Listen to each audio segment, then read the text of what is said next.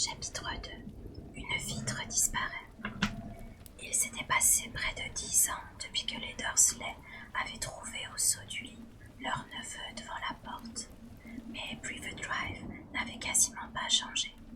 Ce jour-là, le soleil se leva sur les mêmes petits jardins propres en faisant étinceler la plaque de cuivre qui portait le numéro 4 à l'entrée de la maison des Dursley. La lumière du matin s'infiltra dans un living room exactement semblable, à quelques détails près, à celui où M. Dursley avait appris par la télévision le fameux vol de hibou de sinistre mémoire. Seules les photos exhibées sur le manteau de la cheminée donnaient une idée du temps qui s'était écoulé depuis cette date. 10 ans plus tôt, on distinguait sur les nombreux clichés exposés quelque chose qui ressemblait à un gros ballon rose coiffé de bonnets à pompons de différentes couleurs.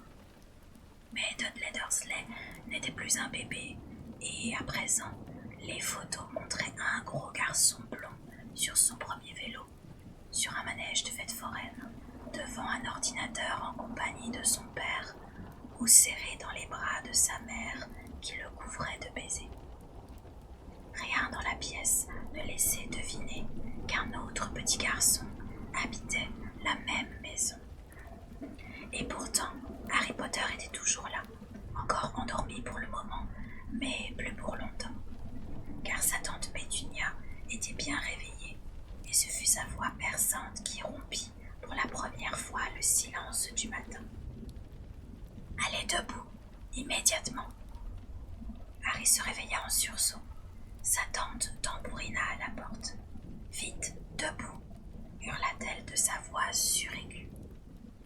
Harry l'entendit s'éloigner vers la cuisine et poser une poêle sur la cuisinière. Il se tourna sur le dos et essaya de se rappeler le rêve qu'il était en train de faire. C'était un beau rêve, avec une moto qui volait, et il eut l'étrange impression d'avoir déjà fait le même rêve auparavant. Sa tante était revenue derrière la porte. « Ça y est, tu es levé ?» demanda-t-elle. « Presque, » répondit Harry. « Allez, dépêche-toi, je veux que tu surveilles le bacon. Ne le laisse surtout pas brûler. Tout doit être absolument parfait le jour de l'anniversaire de Dudley. » Harry émit un grognement. « Qu'est-ce que tu dis ?» glapit sa tante derrière la porte. « Rien. » L'anniversaire de Dudley, comment avait-il pu l'oublier? Harry se glissa lentement hors du lit et chercha ses chaussettes. Il en trouva une paire sous le lit, et après avoir chassé l'araignée qui s'était installée dans l'une d'elles, il les enfila. Harry était habitué aux araignées.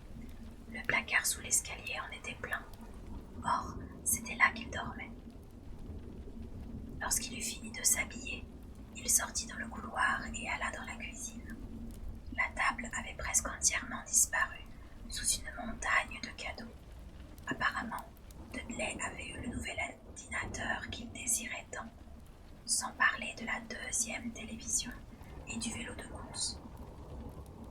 La raison pour laquelle Dudley voulait un vélo de course restait mystérieuse aux yeux de Harry, car Dudley était très gros et détestait faire du sport. Sauf bien sûr lorsqu'il s'agissait de boxer quelqu'un. Son punching ball préféré, c'était Harry, mais il était rare qu'il parvienne à l'attraper. Même s'il n'en avait pas l'air, Harry était très rapide. Peut-être était-ce parce qu'il vivait dans un placard. En tout cas, Harry avait toujours été petit et maigre pour son âge.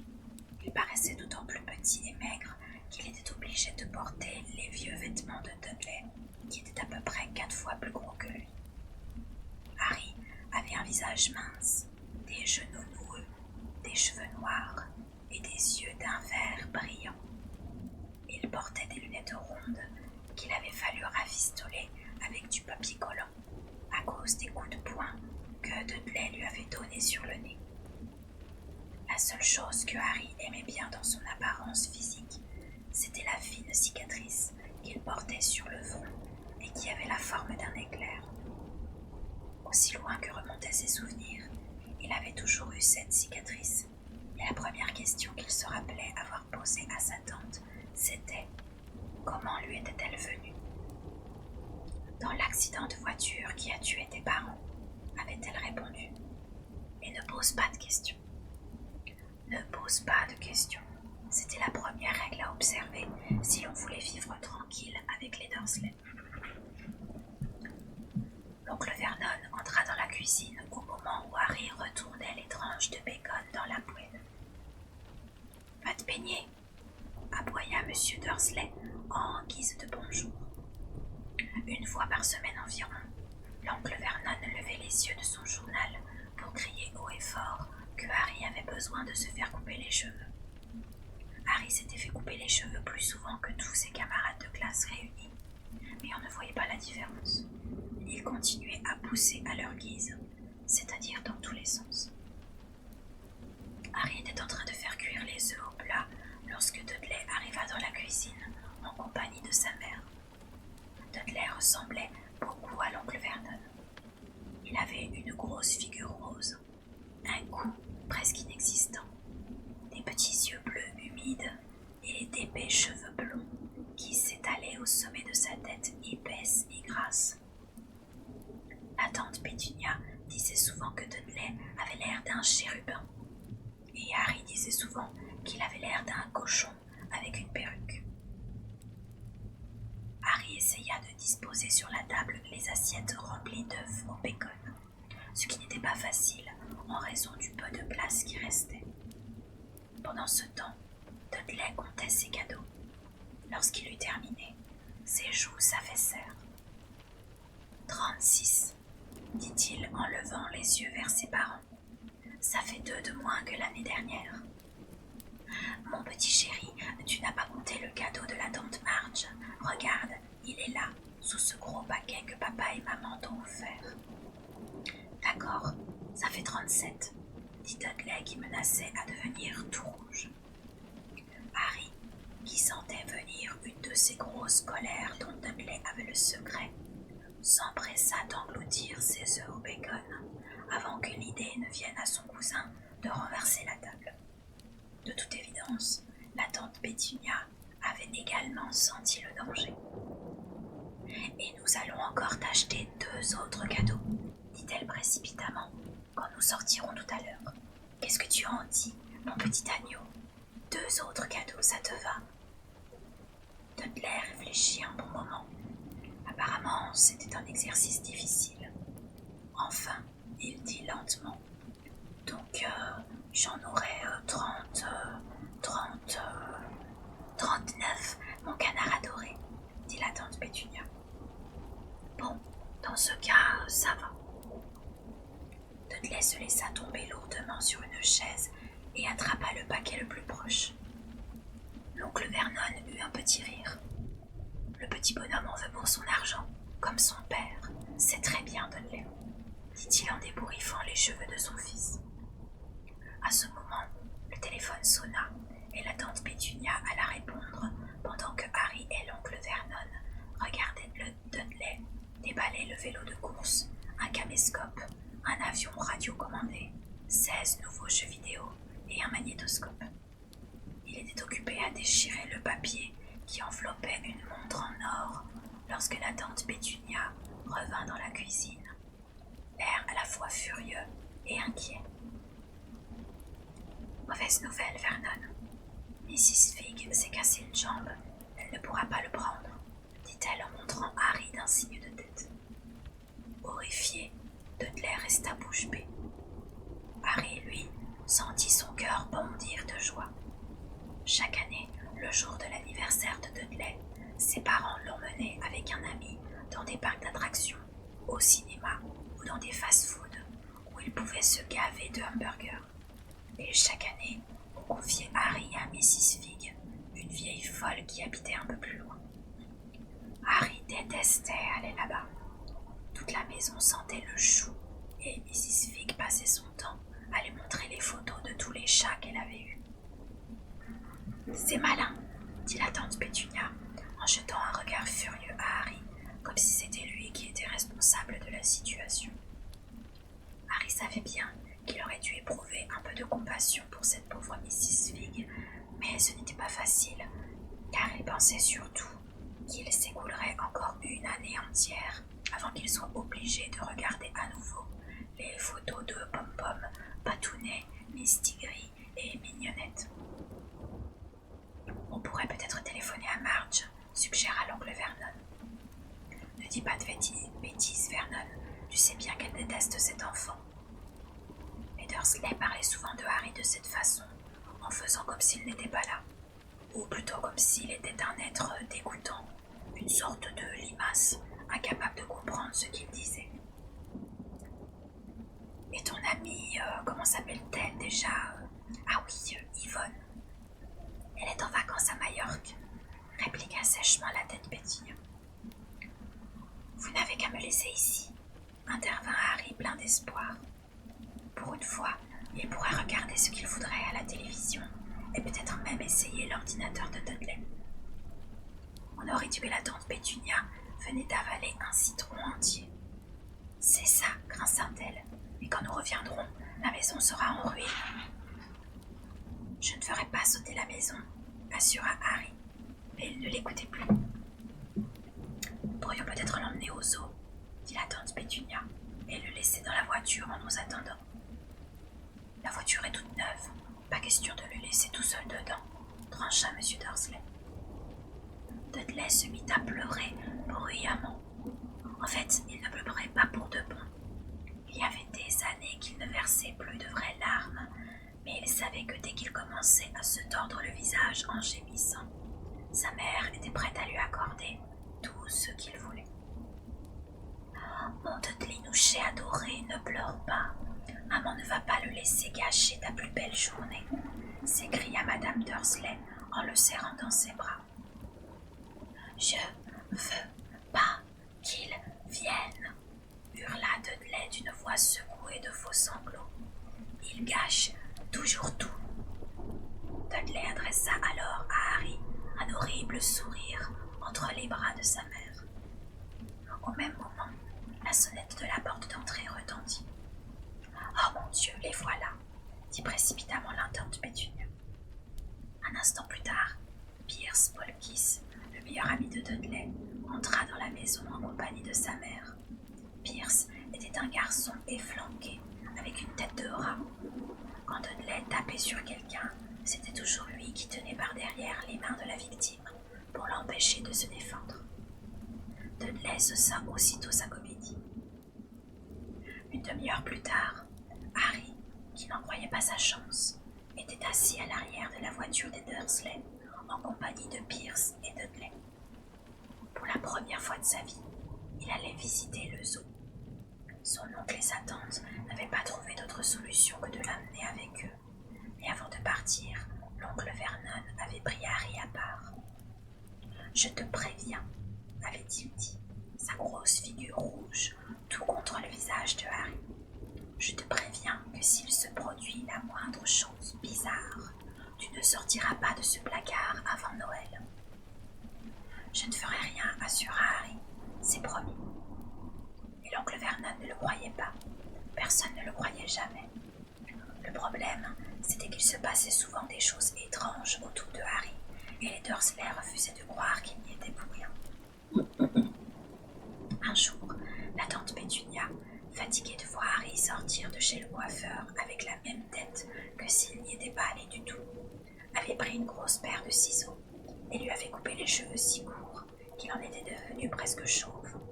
Il n'avait laissé qu'une frange pour cacher cette horrible cicatrice. Dudley s'était écoulé de rire en voyant le résultat, et Harry n'avait pas pu dormir de la nuit en imaginant ce qui allait se passer le lendemain à l'école, où déjà on se moquait de ses vêtements trop grands et de ses lunettes rafistolées au papier collant.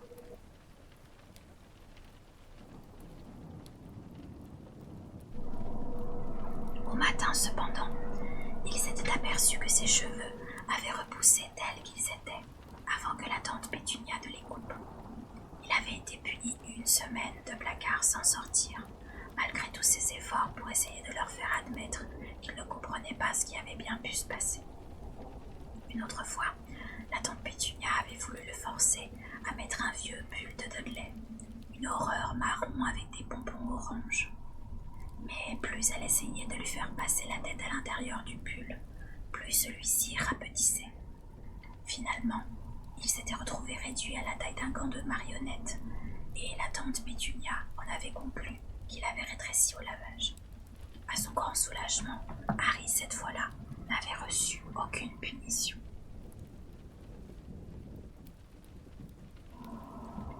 En revanche, il y avait eu de sérieux problèmes à l'école le jour où on l'avait retrouvé sur le toit de la cantine. La bande de Dudley l'avait poursuivi dans la cour comme à l'accoutumée, lorsque, à la grande surprise de tout le monde, y compris de Harry lui-même, il s'était retrouvé assis au sommet de la cheminée. Les Dursley avaient reçu une lettre furieuse de la directrice dans laquelle elle affirmait que Harry s'amusait à escalader les bâtiments de l'école. Pourtant, comme il l'avait expliqué à l'oncle Vernon à travers la porte verrouillée de son placard, il s'était contenté de sauter derrière les poubelles qui se trouvaient à côté de la porte de la cuisine. Harry pensait que c'était le vent qui avait dû l'emporter jusqu'au toit au moment où il sautait. Mais aujourd'hui, tout irait bien. Cela valait même la peine de supporter Dudley et Pierce, de moment qu'ils pouvaient passer la journée dans un endroit qui ne serait ni l'école, ni le placard, ni le salon à l'odeur de choux de Mrs. V. Tandis qu'il conduisait la voiture, l'oncle Vernon se plaignit à la tante Pétunia. Il aimait bien se plaindre des choses d'autres. Les gens qui travaillaient avec lui, Harry, la municipalité, Harry, son banquier et Harry constituaient quelques-uns de ses sujets préférés. Ce matin-là, c'était au moto qu'il en avait. « Conduisent comme des malades, ces petits voyous », dit-il alors qu'une moto les dépassait. « J'ai rêvé d'une moto cette nuit », dit Harry qui se souvenait soudain de son rêve. « Elle volait. » L'oncle de Harry faillit percuter la voiture qui le précédait. Il se retourna brusquement, son visage si rouge qu'il ressemblait à une énorme betterave à moustache. « Les motos ne volent pas, hurla-t-il.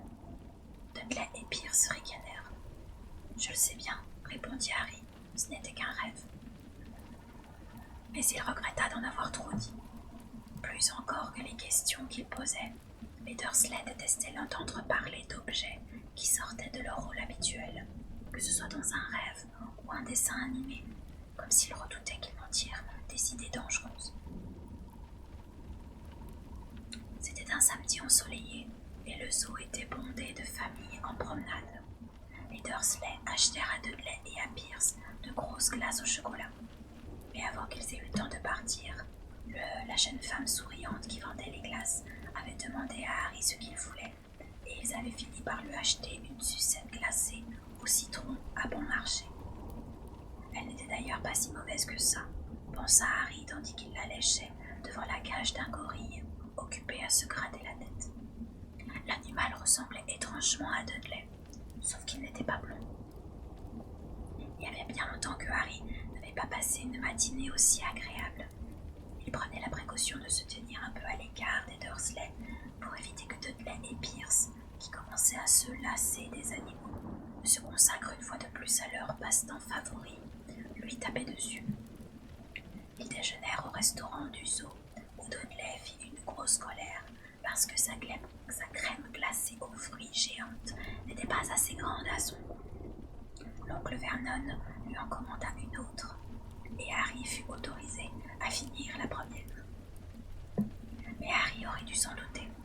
Tout cela était trop beau pour durer.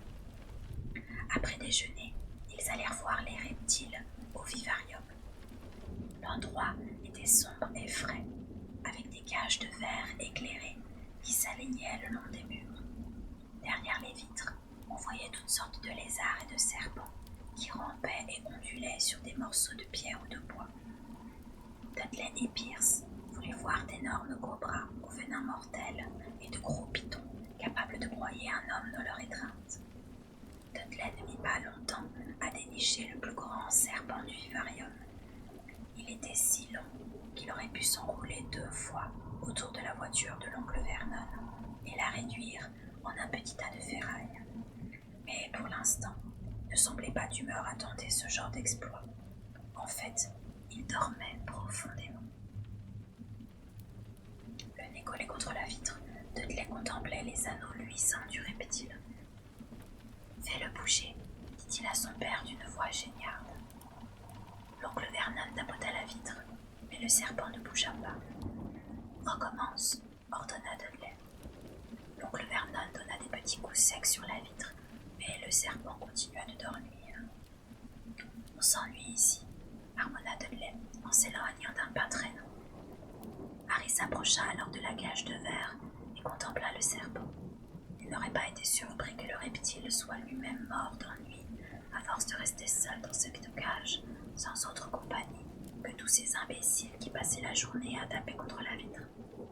C'était dire que, de coucher dans un placard, avait toute visite celle de la tante Pétunia qui tambourinait à la porte pour le réveiller. Lui au moins pouvait se déplacer dans la maison. Le serpent ouvrit soudain ses petits yeux brillants. Lentement, très lentement, il leva la tête jusqu'à ce qu'elle soit au même niveau que celle de Harry. Et il lui fit un clin d'œil. Harry resta bouche bée. Il jeta un coup d'œil autour de lui pour s'assurer que personne ne le regardait. Puis il adressa à son tour un clin d'œil au serpent. Le reptile fit un signe de tête en direction de l'oncle Vernon et de Dudley. Puis il leva les yeux au plafond. Il semblait dire à Harry « J'ai droit à ça sans arrêt. »« Je sais, » murmura Harry, sans savoir si le serpent pouvait l'entendre à travers la vitre. « Ça doit être vraiment agaçant. » Le serpent approuva d'un hochement de tête vigoureux. « D'où tu viens, en fait ?» demanda Harry. Le serpent pointa le bout de sa queue vers le petit écriteau apposé à côté de la vitre. « Boa constrictor, Brésil, » lut Harry. « C'était bien là-bas, demanda-t-il. Le boa pointa à nouveau la queue vers l'écriteau, et Harry lut la suite. Né à la ménagerie. Ah, d'accord, je comprends. Donc tu n'as jamais été au Brésil. Tandis que le serpent confirmait d'un signe de tête, un hurlement assourdissant retentit, et les fit sursauter tous les deux. Dudley, monsieur Dursley, regardez le serpent, vous n'allez pas le croire. Dudley revint vers la cage en se dandinant aussi vite qu'il le pouvait. Pousse-toi de là, dit-il en donnant à Harry un coup de poing dans les côtes. Pris par surprise, Harry tomba sur le sol de ciment. Ce qui se passa ensuite fut tellement rapide que personne ne vit comment c'était arrivé. Soudain, alors qu'ils se tenaient côte à côte devant la cage de verre, Pierce et Dudley firent un bond en arrière en poussant des cris d'horreur. Harry se redressa, le souffle coupé. La vitre, qui retenait le boa prisonnier, avait disparu. Le long serpent se déroula rapidement et quitta sa cage en ondulant sur le sol. Pris de panique, les visiteurs du vivarium se précipitèrent alors vers la sortie, en hurlant de terreur. Au moment où le serpent glissa rapidement devant lui, Harry eut l'impression d'entendre une voix basse et sifflante dire « Et maintenant, direction le Brésil. Merci, amigo. » Le gardien du vivarium était en état de choc. « La vitre, répétait-il. Où est passée la vitre ?» Le directeur du zoo en personne offrit une tasse de thé fort et bien sucré à la tante Pétunia et se confondit en excuses. Pierce et Dudley balbutiaient d'un air ahuri. D'après ce que Harry avait pu voir, le serpent ne leur avait fait aucun mal. Ils s'étaient contentés de claquer des mâchoires tout près de leurs mollets pour s'amuser à leur faire peur. Mais quand tout le monde eut repris la place dans la voiture de l'oncle Vernon, Dudley raconta que le boa avait failli lui arracher la jambe, tandis que Pierce affirmait qu'elle avait essayé de l'étouffer en s'enroulant autour de lui.